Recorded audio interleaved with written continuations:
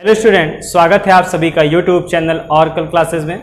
दोस्तों, engineering drawing का ये वीडियो जिसमें हम लोग देखेंगे पावर वायरिंग के बारे में और इसका एक न्यूमेरिकल भी समझेंगे। हम लोगों ने अपने पिछले वीडियो में पावर वायरिंग क्या होती है, ये इंटरनल वायरिंग से किस प्रकार से अलग होती है, कैसे हम लोग बोर्ड का निर्धारण करेंगे, इन सभी चीज़ों को हम लोगों ने पढ़ा था। तो चलिए स्टार्ट करते हैं इस क्वेश्चन को सॉल्व करना।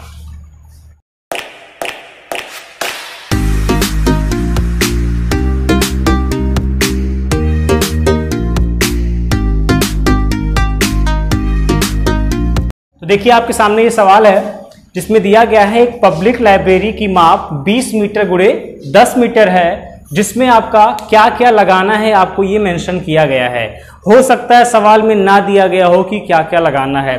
तो भैया, आप अपने कॉलेज की लाइब्रेरी गए होंगे या फिर अगर कोई वर्कशॉप दे देता है तो आप अपने यहाँ वर्कशॉप में गए होंगे, तो थोड़ा बहुत तो आपको आइडिया हो ही चुका होगा, आप फाइनल ईयर में पहुंच चुके हैं कि क्या चीज़ कैसे कितनी मात्रा में लगा होता है। यानी अगर आपका एक हॉल है तो उसकी अगर आपको डिस्टेंस दी गई है, दूरी पता है, लेंथ पता है, तो उसके अकॉर्डिंग आपको ये मालूम होना चाहिए कि कहाँ फैन लगाना है हमको, कहाँ पे लाइट लगानी है, कितनी लगानी है। ठीक, अदरवाइज आपको डेटा दिया गया होगा। जैसे यहाँ पे ले लिया गया डेटा, लाइट बल्ब जो बल्ब है वो कितने हैं, 7 बल्ब हैं, ये नंबर लिखा गया है। और मालूम है हमको कि एक बल्ब कितना लेते हैं हम लोग, 100 वाट का लेते हैं। ठीक है, एलईडी काउंट नहीं करेंगे यहाँ पे। ठीक है, 100 वाट का बल्ब।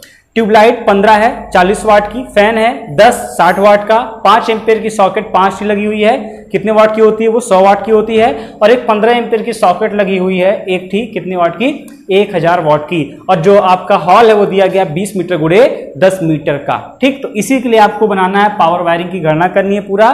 ठीक है, एस्टिमेटिंग कॉस्टिंग करके बताना है कितना कंड्यूट लगेगा, कितना तार की लंबाई लगेगी, इन्हीं सब चीजों का आपको आकलन करना है। ठीक, तो चलिए देखते हैं कैसे हम सॉल्व करेंगे। तो सबसे पहले तो हम लोगों ने पढ़ा था कि light and fan circuit decide कर लेते हैं कितनी होगी यहाँ पे। ठीक, तो देखिए, अगर हम यहाँ पे बात करें तो हमको लोड पहले काउंट कर लेते हैं कि लोड कितना कितना है। तो जब हम लोड की बात करेंगे तो हम लोग को जो बल्ब है, बल्ब के लिए मिल रहा है कितना, 7 गुणे 100, यानी कितना, 700 वाट।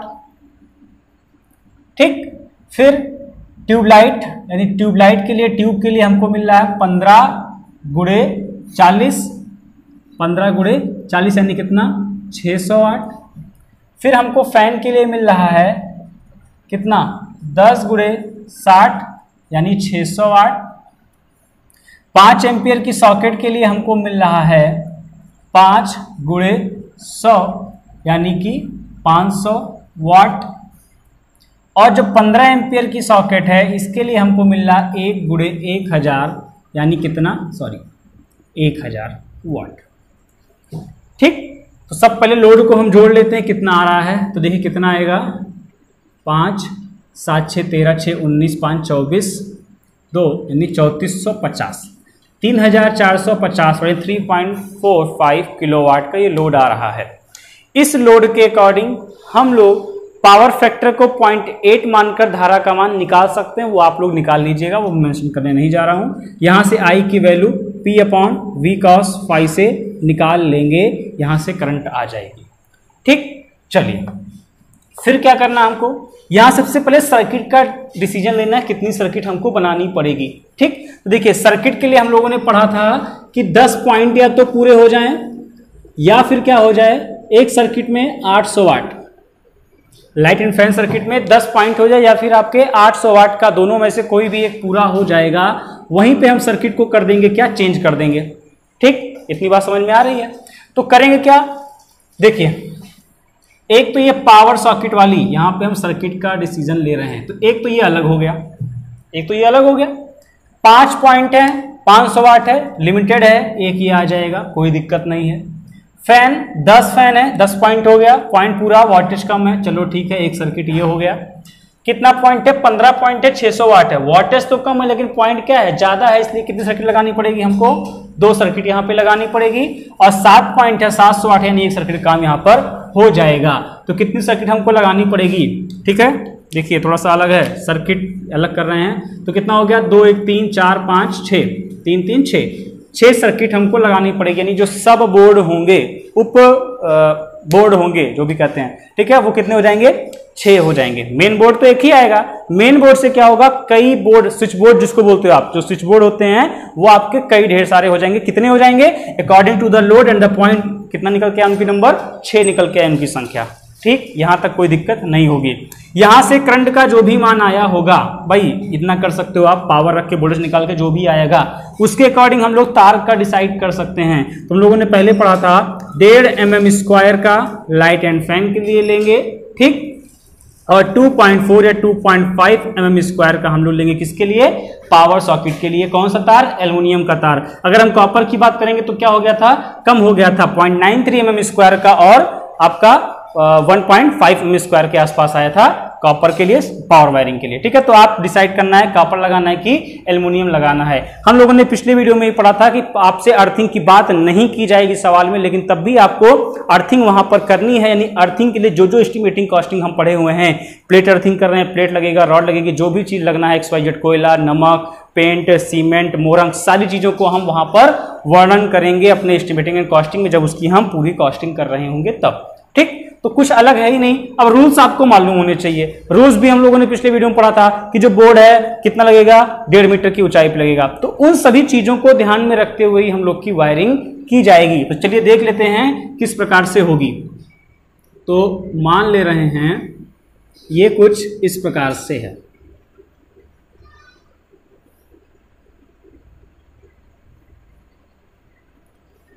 अब ये तो 20 मीटर और ये कितना हो जाएगा, 10 मीटर। ये 10 मीटर, ये 20 मीटर हम लोग का हॉल हो गया, जो लंबाई उसमें दी गई थी उसके अकॉर्डिंग।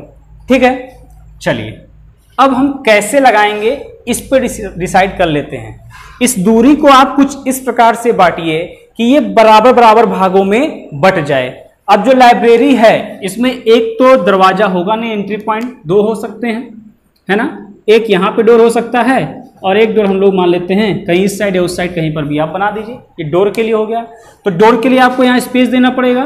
फिर लाइब्रेरी में कैसे होती है आपकी लाइब्रेरी, बड़ी बड़ी बेंच लगी होती है बीच में, और कुछ उसके दोनों साइड क्या होती है, चेयर होती है। फिर उसके कुछ निश्चित अंतराल पे अगली बेंच, अगली चेयर, इस प्रकार से पूरी व्यवस्थित होती है। तो हम लोग भी उसी प्रकार से यहाँ पर लगाने का प्रयास करेंगे। ठीक है, तो अब दरवाजा कितना चौड़ा होता है, दीवार कितनी मोटी होती है जब काट के ले जाते हैं, पंखा कितने पर लगाते हैं, ये सब आप सेकेंड ईयर में पढ़ चुके हो, वही रूल सारे होंगे। कुछ चीजों को तो हम लोगों ने पिछले वीडियो में पढ़ा भी था। ठीक है, तो मान लेते हैं यहां से हम 2.5 मीटर छोड़ दे रहे हैं, 2.5 मीटर इधर से छोड़ दे रहे हैं दरवाजे से आने जाने के लिए। ठीक, तो ये निकल गया 2.5 मीटर, तो ये निकल गया।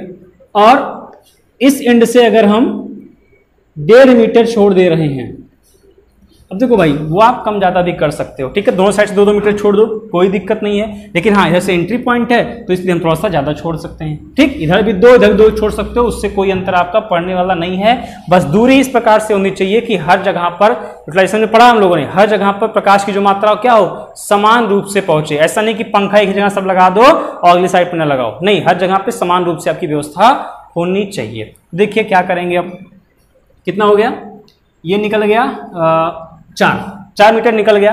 कितना था, 20 मीटर था। अभी हम लोग के पास कितना बचा है, 16 मीटर बचा हुआ है। 16 मीटर वो बचा हुआ है। और फैन आपको लगाने हैं कितने, 10।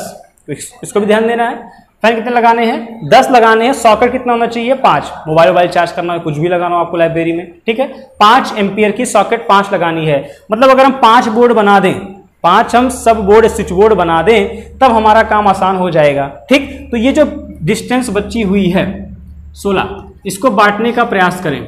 ठीक है, 16 बची हुई ना, हाँ देखिए, एक आप लाइन यहां दिखा दो, एक बोर्ड आपका इधर हो गया ये। अब इससे 4 मीटर की दूरी पर रखो आप दूसरा,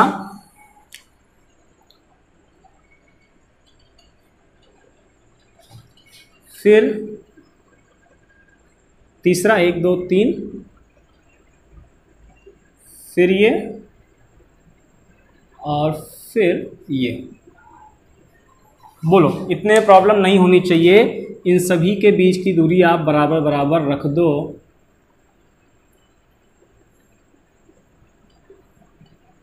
ये 4 4 4 4 16 हो गया ना, 4 हाँ 16 ये और 4 ये।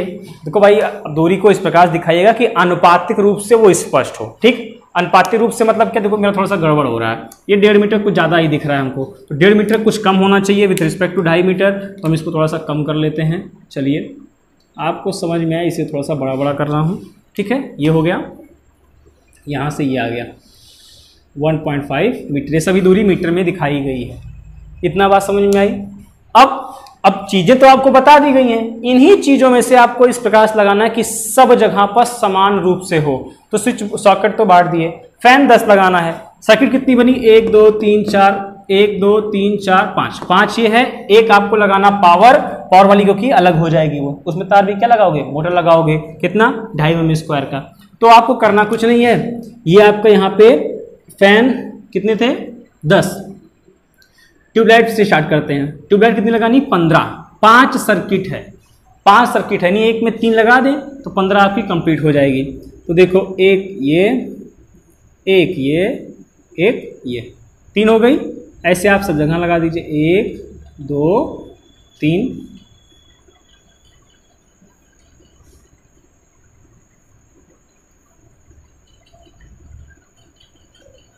आपको पिछले वीडियो में बताया गया था कि ट्यूबलाइट का संकेत क्या होता है। ट्यूबलाइट जो भी लाइट पॉइंट होगा वो फैन से क्या होगा, नीचे रहेगा।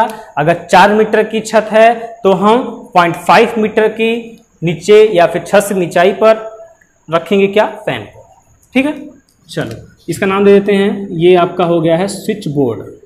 Switch board, SB switch board, switch board, switch board. Video को भाई हाई क्वालिटी में देखिएगा तभी आपको स्पष्ट रूप से दिखाई पड़ेगा। ठीक, ये हो गया। अब ट्यूबलाइट तो कंप्लीट हो गई, आप मार्क कर सकते हो ट्यूबलाइट कंप्लीट, 15 ट्यूबलाइट। फिर क्या है, फैन लगाना है 10, तो एक में कितना लगाना पड़ेगा 2, और इस प्रकार से लगाना है कि बैठने वाले हर व्यक्ति को हवा लगे। देखो खाली स्थान यहाँ दिख रहा है, एक फैन यहाँ लगा दो। फैन विथ रेगुलेटर लगाना है,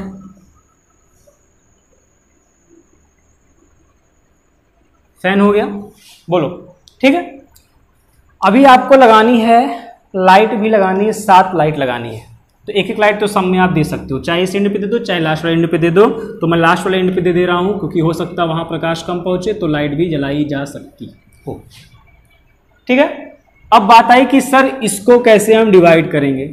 तो भाई ये 10 मीटर की दूरी कितनी है भाई, 20 × 10 का बोला था, ये 10 मीटर का हो गया, 10 मीटर के लिए हो गया। तो अब इसी 10 मीटर में आपको फैन दो लगाने हैं, 3 ट्यूबलाइट लगानी, एक बल्ब भी आपको लगाना है। तो आप 2-2 मीटर के अंतराल पे रख सकते हो, नहीं रख सकते हो। जब 2-2 मीटर के अंतराल पे रखोगे तो इसके बीच में डिस्टेंस बराबर आ जाएगी और ये सब भी आपस में क्या होगा, समान दूरी पर विभाजित हो जाएगा। देखो यहाँ से 2 मीटर, ये 2 मीटर, ये 4 मीटर पे ये हो गया इधर से फैन, 4 मीटर पे इधर से फैन हो गया, बीच में 2 मीटर का बच रहा है, 8 2, सबको हवा क्या होगी, बराबर बराबर लगती रहेगी, कोई दिक्कत नहीं आने वाली है। ठीक है, तो इस प्रकार से आप ऐसा अरेंजमेंट कर सकते हैं। कोई थर्ड पर्सन कुछ अलग प्रकार से अरेंजमेंट कर सकता है, लेकिन सबकी व्यवस्था ये होनी चाहिए कि सबको समान रूप से पर्याप्त मात्रा में वायु मिले, हवा मिले पंखे से, और प्रकाश भी पर्याप्त रूप से पहुंचता रहे। अलग का मतलब ये नहीं, अब इसमें चेंजेस नहीं करेंगे। हो सकता है ये बल्ब क्या करे, कोई इस साइड लगा दे, हो सकता है कोई ये बल्ब इस साइड लाके लगा दे। अब बात आएगी कि हम लोगों ने तो डिसाइड किया था स्विच बोर्ड कितने होने चाहिए, 6, यहाँ 5 तो दिख रहे हैं, 1 2 3 4 5, एक कहाँ चला गया, तो एक को इधर नहीं इधर कहीं लगा देंगे। हो सकता है लाइब्रेरी में, जो लाइब्रेरियन है उसके रूम केबिन में क्या लगाओ, एसी लगाओ, तो वहाँ के लिए हम लगाएंगे। तो एक आपका यहाँ पे लगा दिया जा रहा है स्विच बोर्ड जो कि पावर वाला होगा, है ना। अब आपको वहाँ मेंशन करना पड़ेगा कि हमने माना है SB1 से लेकर SB5 तक, SB1 2 3 4 5, 1 2 3 4 5 आप उसी में लिखोगे सफिक्स में। ये आपका लाइट एंड फैन के लिए है, और जो SB6 है वो किसके लिए है, ये पावर सॉकेट है, ये पावर स्विच बोर्ड है। बोलिए, फिर हम लोग पूर्वानुमान मानते थे, सबसे पहले पूर्वानुमान ही मानेंगे, सबसे पहले लोड निकालने से पहले भी पूर्वानुमान मानेंगे। क्या मानते हैं उसमें, मालूम है हम लोगों को कि माना छत की ऊंचाई फर्श से 4 मीटर की दूरी पर है, माना जो मेन बोर्ड और स्विच बोर्ड डिस्ट्रीब्यूशन बोर्ड लगाएंगे वो सतह से 1.5 मीटर की ऊंचाई पर रखा जाएगा, दीवार की जो मोटाई होगी 0.3 मीटर मानिए चाहे 0.35 मीटर मानिए, वो आपके ऊपर डिपेंड करेगा। मानेंगे कि जो हम हॉरिजॉन्टल वायरिंग लेकर जा रहे होंगे वो सतह से 0.35 मीटर की ऊंचाई पर होगा या फिर सतह से 3.25 मीटर की ऊंचाई पर होगा, क्योंकि फैन से क्या, फैन ऊपर होना चाहिए और जो आपका लाइट पॉइंट होना चाहिए वो क्या होना चाहिए, नीचे होना चाहिए। क्योंकि ये सब चीजें आप इसलिए मानोगे क्योंकि जब हम कंड्यूट की लंबाई निकालेंगे या फिर वायर की लंबाई निकालेंगे तो उसमें कितना हमें हॉरिजॉन्टल चलना पड़ा और कितना हमको वर्टिकल चलना पड़ा, ये भी डिसाइड करना आसान हो जाएगा अगर आप पहले से पूर्वानुमान में लिख लोगे। ठीक है, तो 4 मीटर मान के चलेंगे तो हम वही सारी चीजें पूर्वानुमान में सबसे पहले लिखेंगे असम्पशन या फिर पूर्वानुमान, उसमें हम इतनी चीजों को मेंशन कर देंगे कि माना फर्श की ऊंचाई, फर्श से छत की ऊंचाई 4 मीटर की दूरी पर है, दीवार की मोटाई 0.35 मीटर की है, हम जो मीटर बोर्ड ले जाएंगे 1.5 मीटर पर ले जाएंगे, मेन डिस्ट्रीब्यूशन बोर्ड भी 1.5 मीटर पे होगा, हाँ जो स्विच बोर्ड होगा उसको 1.25 मीटर पर लेके जाएंगे। ठीक, इतनी चीजें आपको समझ में आई। कंड्यूट वायरिंग करेंगे, कंड्यूट वायरिंग करेंगे। ठीक है, चलिए इतनी चीजें जब आपने डिसाइड कर ली, अब बारी आती है कि सर हम लोग कैलकुलेशन ऑफ वायर कैसे करेंगे। तो वायर कैलकुलेशन करने से पहले जो लेंथ निकालते हैं, ठीक है, मोटाई तो आपको बता दी गई अकॉर्डिंग टू द लोड, ये हो जाएगा आपका। अगर लोड बढ़ा मतलब धारा बढ़ेगी, धारा बढ़ेगी तो आप बता सकते हो कि ये मोटाई क्या करनी पड़ेगी, आपको बढ़ानी पड़ जाएगी। ठीक, अब बात करते हैं जब हम कंड्यूट की लेंथ निकाल लेंगे तो उसी कंड्यूट के अंदर से हम लोग को क्या जाने हैं, वायर जाने हैं, तो हम वायर की भी लेंथ आसानी से निकाल लेंगे। तो अब आपको मालूम होगा कि हम वायर की लेंथ कैसे डिसाइड करेंगे। ठीक, तो जो सिंगल लाइन डायग्राम बना हुआ है वहां से समझने का प्रयास करो। देखो, एक तार तो न्यूट्रल पॉइंट होगा जो यहां से लेके यहां तक पूरा जाएगा। बोलो, न्यूट्रल पॉइंट यहां से लेके यहां तक पूरा जाएगा, यानी 10 मीटर तो इसको आप जोड़ सकते हो सीधा सीधा। ठीक है, फिर देखिए यहां पे कितने तार जाएंगे, एक इसके लिए, बोले भाई एक, भाई फेज वाला सब में पहुंचाना पड़ेगा आपको स्विच से। इसमें कितनी स्विच लगी होंगी, 1 2 3 4 5 6 स्विच लगी होंगी, नहीं लगी होंगी। तो जो स्विच है इस बल्ब को जलाने के लिए, हमको मालूम है बल्ब को जलाने के लिए आप क्या करोगे, ये ऐसे लेके जाओगे ना, एक पॉजिटिव फेज, एक क्या होगा, न्यूट्रल, ये तो होना चाहिए। सिंगल लाइन डायग्राम बल्ब के लिए बनाओ, क्या आएगा, एक मिनट,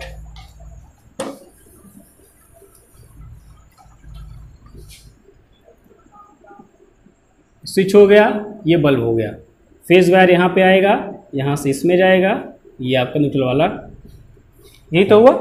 तो ये भी स्विच बोर्ड यहाँ लगा है, यहाँ से न्यूट्रल तो सब में जा ही रहा होगा, फेज आपको पहुँचाना है। तो एक तार तो इस स्विच बोर्ड से इस बल्ब तक जाएगा, पूरा यहाँ तक जाएगा, एक हो गया। फिर एक जाएगा जो इस ट्यूबलाइट तक जाएगा, 2 हो गया, 3 हो गया, 4 हो गया, 5 हो गया, 6 हो गया। बात समझ में आ रही है कि नहीं भाई, इसी से, ठीक, इसी से आपको ले जाना है। तो एक तो न्यूट्रल गया सबसे पहले, न्यूट्रल तो सब में जाएगा, न्यूट्रल लेके गए, सबका अलग अलग पॉइंट दे दिया आपने। ठीक है, अब फेज वायर जो ले जाएंगे इसके लिए एक गया, वो यहीं से जाएगा ऐसे सीधा। ठीक, देखो मैं बना दे रहा हूँ रफली आपको समझाने के लिए, साइड में एक ऐसे गया, एक जाएगा इस ट्यूबलाइट में जाएगा, एक इसके लिए गया फैन के लिए, एक इस ट्यूबलाइट के लिए, एक इस फैन के लिए, इस ट्यूबलाइट के लिए। बोलो, ठीक है, तो कितने हो गए वो आपको यहाँ पे डिसाइड करना पड़ेगा। तो ये जब आप थोड़ा सा प्रैक्टिकल नॉलेज होगा तो आपके लिए चीज़ें आसान हो जाएंगी बताना कि किस प्रकार से हम वायर को कैलकुलेशन करेंगे। अब देखो यहाँ पे आप दिखा सकते हो कितना हो गया, 6 तार, देखो ना भाई, 1 2 3 4 5 6, एक न्यूट्रल भी जाए, कितना हो गया, 7। ठीक, 7 तार गए, यहाँ कितना हो जाएगा, कम हो जाएगा 6, यहाँ कितना 5, यहाँ कितना 4, यहाँ कितना 3, यहाँ कितना 2। बोलो भाई, 2 तार के बिना क्या बल्ब जलेगा, नहीं जलेगा। तो 2 तार तो वहाँ दिखाया गया है, 2 वहाँ पे, यहाँ पे एक्स्ट्रा हो जाएगा 3, इसका भी आ जाएगा 4, इसका 5 6। ठीक, तो आपको मालूम है हम लोग 3 के लिए 3 दिखाते हैं, 2 के लिए 2 दिखा देते हैं, 4 के लिए एक लाइन खींच के 4 लिख देते हैं, वो आपको दिखाना पता होना चाहिए। यही सेम प्रोसेस इसके साथ भी, इसके साथ भी, इसके साथ भी, इसके साथ भी होगा कि नहीं होगा, होगा। ठीक, तो वहां के लिए कैलकुलेशन हम कर लेंगे। अब आप बताओ, जहां पे तार ज्यादा जा रहा है वहां कंड्यूट की मोटाई क्या रखोगे, आप मोटी रखोगे, नहीं रखोगे, सीधी सी बात है मोटी रखेंगे। तो हमारी जो कंड्यूट आ जाएगी 19 mm ले सकते हो आप। ठीक, 19 mm, 25 mm, 31.5 mm, ये आपके ऊपर है कितना मोटा तार वहां से ले जा रहे हो, वो आप एल्युमिनियम लगा रहे हो कि कॉपर लगा रहे हो, उसके अकॉर्डिंग मोटाई डिसाइड करेंगे। और उसमें से कई तार लेके जाना है तो कंड्यूट कम से कम इतना मोटा होना चाहिए कि उसमें क्या हो, कई तार आसानी से आ जा सके। बोलो, इतना क्लियर होना चाहिए, आई होप। चलिए, तार कैलकुलेशन यहाँ करने में हमको आसानी मिलेगी अगर हम कंड्यूट निकाल लेंगे पहले तब। ठीक, तो यहाँ मोटा है, हम मान ले रहे हैं, चलो 19 mm की कंड्यूट हमने यहाँ पर यूज कर ली है, और मोटा कर देते हैं 25 mm की यूज कर लेते हैं, 25 mm की यूज कर लिए। ठीक है, तो 10, 20, 30, 40, 50 ऐसे लिखोगे कि नहीं लिखोगे, सबको जोड़ना पड़ेगा। ठीक, ये जोड़ लिए। अभी खाली यहाँ फाइनल नहीं हुआ, इसी सब बोर्ड से, स्विच बोर्ड से एक यहां पे लगाएंगे क्या हम, main distribution board. Main distribution board से ही हर एक जगह पर सप्लाई निकल के जाएगी। बोलो बंधु, सही बात है कि नहीं? मेन बोर्ड आपके घर में होता है, वहीं से हर एक रूम में अपना स्विच बोर्ड अलग अलग निकल के जाता है। तो वही तो किया गया है मेन। अब यहाँ क्योंकि भैया दरवाजे के पास ही होना चाहिए, इसको थोड़ा सा पीछे कर देते हैं समझाने के लिए आपको। ये और ये लिख दिया गया MB मतलब मेन बोर्ड, और ये हो गया आपका SB मतलब स्विच बोर्ड। ये इधर सप्लाई ऐसे ही क्या होगी, चली जाएगी। और इस पे आपको दिखाना है क्या, 15 एम्पियर।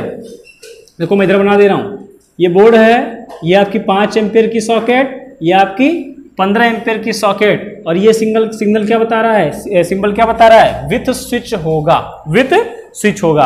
आप इस पे भी चाहो दिखा सकते हो कि सब पे क्या है, स्विचेस लगी हुई हैं। और स्विचेस कितना दिखाओगे, तो इसलिए नहीं, हाँ सॉकेट सबके साथ लगी हुई है, क्योंकि कितनी सॉकेट लगाना है आपको, 5 सॉकेट लगाना है। तो आप चाहो तो यहाँ पे ऐसे मेंशन कर सकते हो, ये ऐसे बना के, ये ऐसे कि एक सॉकेट भैया इसके पास अपनी लगी हुई है, कितने की, 100 वाट की, जो कि 5 एम्पीयर देने की कैपेबिलिटी रखती है। ठीक, चलो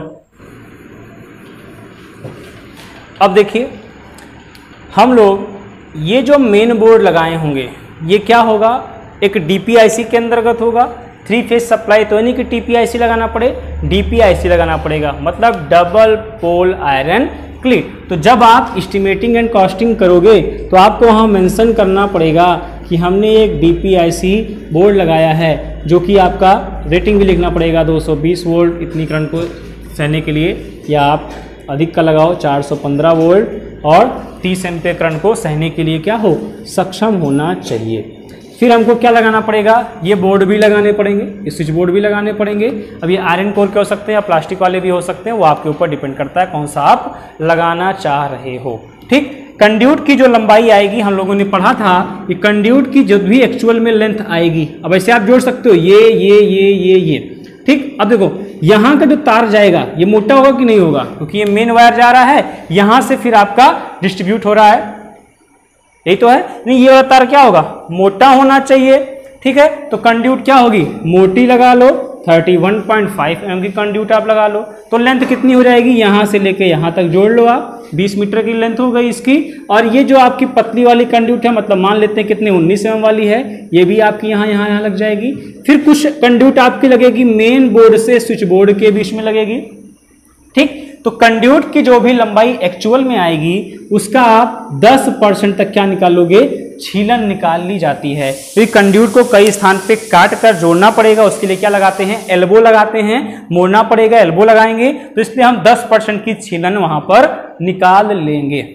ठीक है, चलो अब जो कंड्यूट की लंबाई आई है, उसमें आप जो वायर है, अब देखो वायर कैसे कैलकुलेट करेंगे, आपको ये डिस्टेंस आपने मान रखी है, ये 10 मीटर का हो गया। एक के लिए मैं करके आपको बता देता हूं, एक के लिए मैं आपको करके बता देता हूं, देखिए कैसा होगा।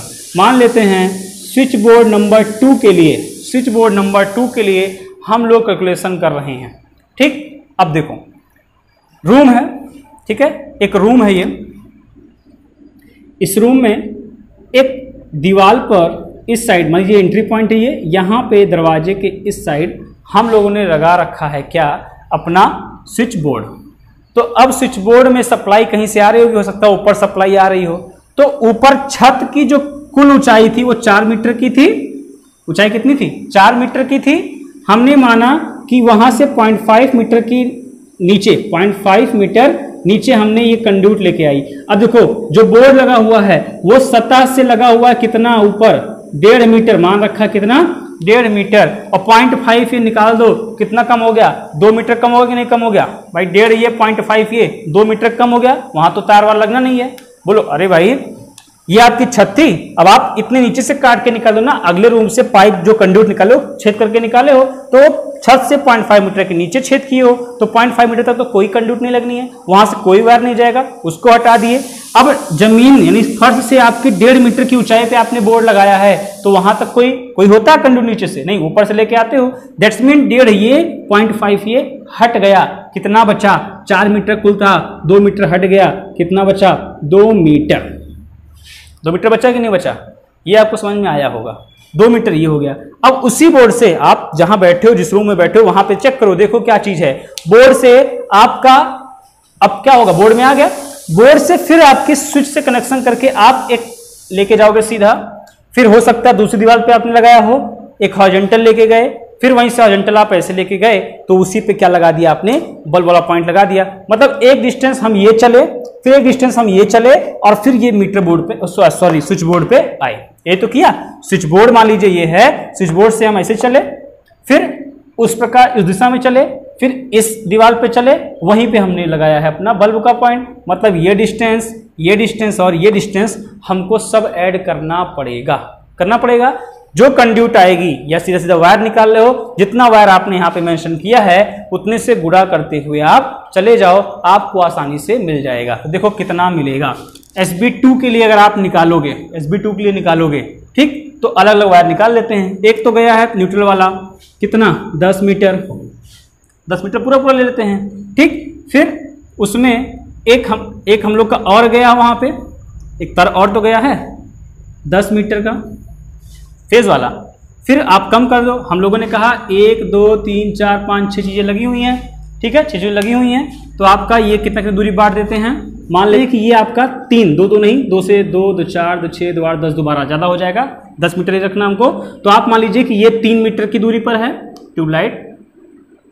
भाई आप जो ट्यूबलाइट है, ठीक है, एक ट्यूबलाइट से अगली ट्यूबलाइट के बीच में डिस्टेंस रखोगे नहीं रखोगे। अब लाइब्रेरी में कैसे होती है आपको मालूम होना चाहिए, ऊपर लगी होती है, ठीक है, लाइब्रेरी में ऊपर ही लगी होती है लाइटें, ऐसा नहीं कि इस दीवार पे हो गई, नहीं, वहां पे ऊपर लगी होती है। ड्राइंग रूम में आप देखे हो कैसे लगी होती हैं, इससे पर्याप्त मात्रा में प्रकाश सबके पास पहुंचता रहे, ठीक। तो मान लिए कि 3 मीटर पे ये है, 3 मीटर पे ये यानी 6 मीटर, 3 मीटर पे ये 9 मीटर, वहां से 1 मीटर बच रहा था, उसके बीच में हमने और लगा दिए, यानी इस दीवार से 0.5 मीटर पे, यही तो होगा। या सकता हो दीवार पे ही लगाओ, 1 मीटर वहां ले लेते हैं, दीवार पे ऐसे जाके फिर वहां से क्या होगा, नीचे आ जाएगा। भाई ये रूम है, ये छत है, ठीक है। अब आपकी क्या हुआ, ऐसे दीवार छत से आई ऊपर, अब वहां से डाउन लेके हम इस दीवार पे क्या लगा दिए, बल्ब लगा दिए। तो आपके ऊपर है आप कैसे लगा रहे हो। हाँ, अब उसके रूल्स हैं, आपको पता है कैसे लगाना होता है, कि पंखे से क्या लगाओगे, नीचे लगाओगे, है ना, पंखे नीचे लगाओगे। अब बल्ब तो ऊपर छत पे लगा नहीं सकते हो, कि वहां लगा दोगे, ठीक है। चलो, तो ये हो गया।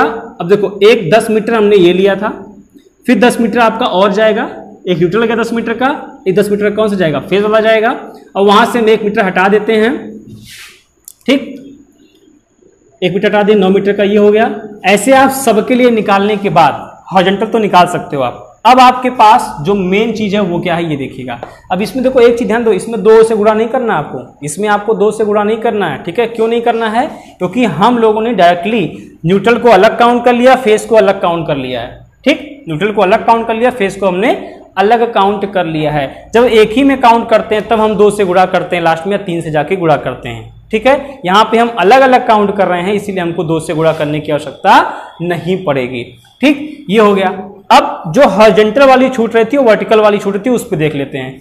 जो स्विच बोर्ड से हम एक स्विच बोर्ड लगाया 1.5 मीटर की ऊंचाई पे, वहां से आपका जो बल्ब में देना है सप्लाई मान लीजिए, तो वो क्या होगा, कुछ ऊपर उठा होगा, फिर दीवार की सहायता से फिर नीचे आया होगा, यानी जो 0.5 या 0.75 नीचे आया है, क्योंकि पंखे से क्या लगाएंगे, नीचे लगाएंगे बल्ब को, 0.75 यहाँ से और कुछ डिस्टेंस ये, ठीक है, और फिर वहां से कुछ डिस्टेंस ये, तो उस डिस्टेंस को भी आपको यहाँ पे मेंशन करना पड़ेगा, हॉरिजॉन्टल वाली कितनी है। अब वो आपके ऊपर है, क्या मान रहे हो आप। देखो 1 2 हमने पहले मान लिखा 4 मीटर 4 मीटर 4 मीटर की दूरी पर ये है, 2.5 मीटर ही तो आ गया होगा, कितना गया होगा भाई, 2.5 मीटर ही तो गया होगा, 2.5 मीटर ये, और वहां से चाहे 1 मीटर मानो आप और चाहे 0.75 मीटर मानो, छत से कितना बल्ब नीचे लगेगा, चाहे 1 मीटर पे मानो आप और चाहे 0.75 मीटर पे मानो, और यहां से बोर्ड से भाई कितना गया, 2.5 ये गया है, तो आप उसको भी वहां पे ऐड करोगे, यानी 2.5 ये और 1 या फिर कहीं कहीं 0.75। अब देखो कैलकुलेशन थोड़ा सा यहाँ पे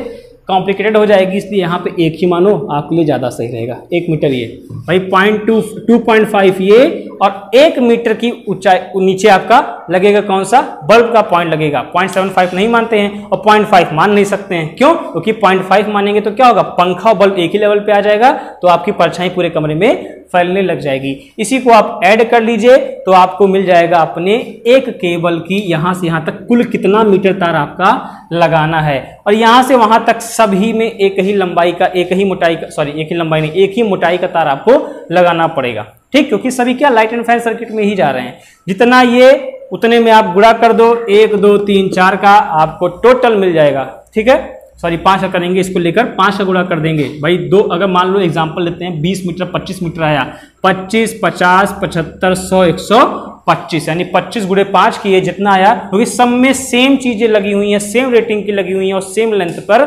लगी हुई हैं, तो ये आपका आ जाएगा कितना आपको तार की रिक्वायरमेंट हुई, ठीक। तार की रिक्वायरमेंट निकालने के बाद हम लोग उसमें भी क्या निकालते हैं, छीलन निकाल लेते हैं, कितना उसको छीलना पड़ सकता है, ठीक है।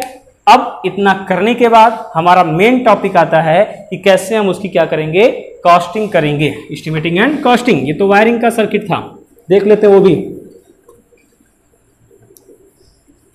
बुक से कई एग्जांपल लगाएंगे, आपको चीजें समझ में आने लग जाएंगी भाई।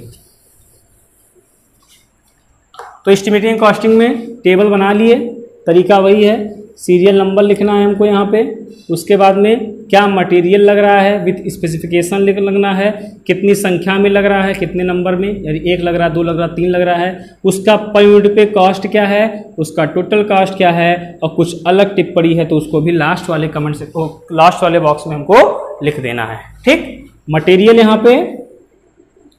यहाँ पे उनकी संख्या कितनी है, यहाँ पे उनका लिखना है पर यूनिट में कॉस्ट, यानी 1 यूनिट का कितना मूल्य है, यहाँ पे लिखना उसकी टोटल कॉस्ट कितनी आई है, और यहाँ पे कुछ अगर अलग स्पेसिफिकेशन है तो उसको भी मेंशन कर देना है हमको, ठीक। अब देखो लगेगा क्या, कुछ चीज़ें तो आपको यहाँ पे दिख रही हैं, मैं उसको नहीं बताऊंगा क्या दिख रही हैं, फैन दिख रहा है, ठीक है, कंडक्ट पाइप दिख रही है, वायर दिख रहा है, ये सब तो चीज़ें आपने कर ली।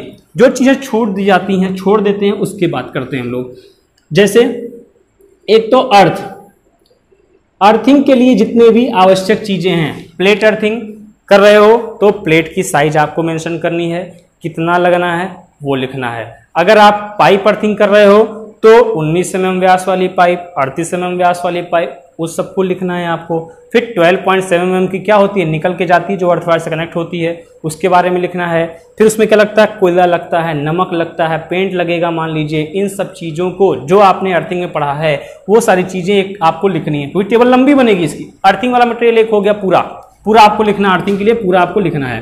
फिर जो छूट रहा था DPIC, क्योंकि पहले ही बोला गया, आप क्या करते हो, आपके यहाँ एक मेन जो बोर्ड होता है DPIC में लगा होता है, TPIC तो यहाँ होगा नहीं क्योंकि 3 फेज तो सप्लाई है नहीं, DPIC हो गया।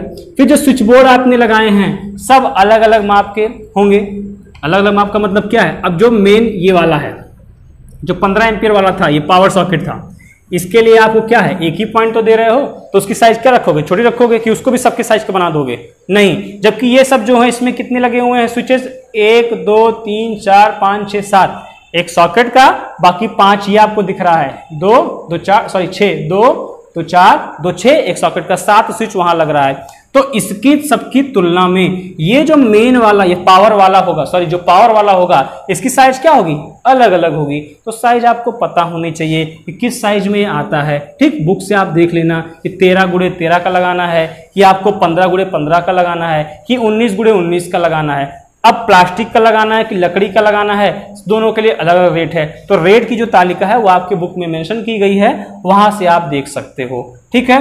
तो ये सब चीजें लिखने के बाद कितना मजदूरी आ रही है, आपको बताया गया था कि सर्वे किए थे, अब ये काम करवा रहे हो ना भाई, तो उसमें कितना खर्चा आ रहा है, लेबर कॉस्ट कितनी लग रही है, जो टेक्नीशियन आया है इसको सब जोड़ गांठ रहा है उसकी कॉस्ट क्या, उसका जो चार्जेस है वो कितना है, सुपरविजन का चार्ज कितना है, इन सभी चीजों को आप प्रॉपर वे में यहाँ पे जोड़कर लिखोगे, तब आप फाइनल बजट बताओगे कि 25,000, 30,000, 50,000 इतना हमको लग रहा है।